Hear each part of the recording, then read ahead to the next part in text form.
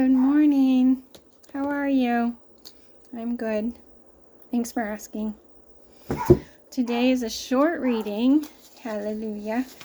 Not that I don't want to read a long reading. I really enjoy it. But my kids are here tonight and I want to spend some time with them. So, July 11th, 2024, spiritual decline under Manasseh. And we have a commentary. For a quarter of a century, under Hezekiah's conscientious leadership, Judah has experienced a spiritual revival. But every generation must determine its own commitment, and the fibers of faith are so fragile that a single misguided leader can entice the hearts of believers to worship lesser gods.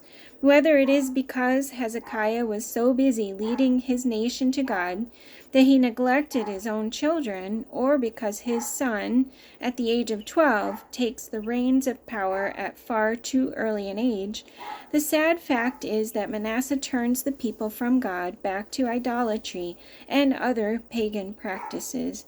We're in 2 Kings chapter 20. And Manasseh, his son, succeeded him as king. Manasseh was 12 years old when he became king, and he reigned in Jerusalem 55 years. His mother's name was Hephzibah. He did evil in the eyes of the Lord, following the detestable practices of the nations the Lord had driven out before the Israelites. He rebuilt the high places his father Hezekiah had destroyed. He also erected altars to Baal and made an Asherah pole, as Ahab, king of Israel, had done.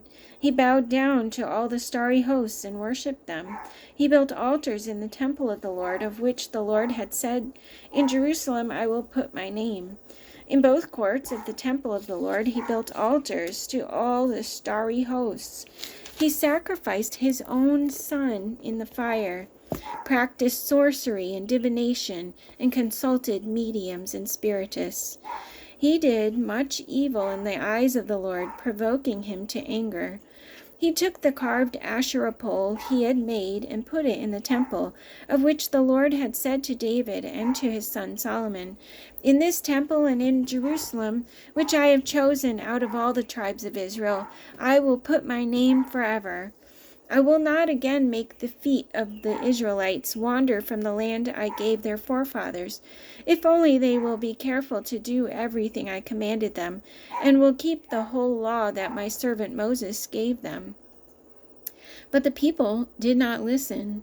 Manasseh led them astray, so that they did more evil than the nations the Lord had destroyed before the Israelites. Moreover, Manasseh also shed so much innocent blood that he filled Jerusalem from end to end, besides the sin that he had caused Judah to commit, so that they did evil in the eyes of the Lord. The Lord said through his servants the prophets, "Manasseh, king of Judah, has committed these detestable sins. He has done more evil than the Amorites who preceded him, and has led Judah into sin with his idols.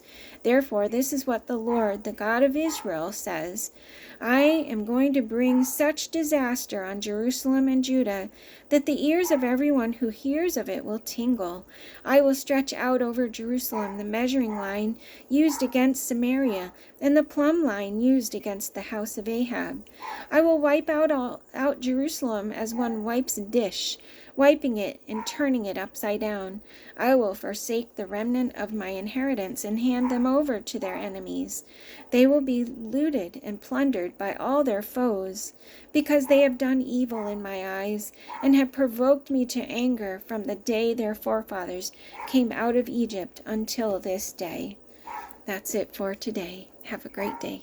See you tomorrow.